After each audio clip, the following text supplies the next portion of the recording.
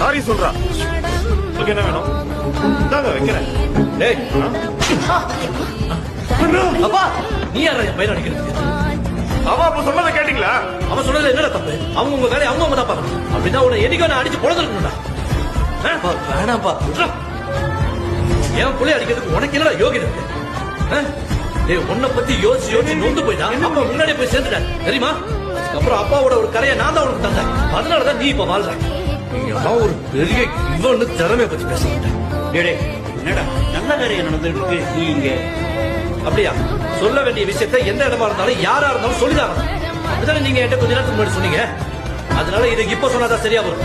4 பேருக்கு முன்னாடி சொன்னாதான் இவனுக்கு எல்லாம் உரைக்கும். ஏண்டா வேலை வெட்டி இல்லாம ஊரை சுத்துற இவனுக்காக இப்படி வக்காலத்து வாங்கிட்டு வரைய வெக்கமா இல்ல?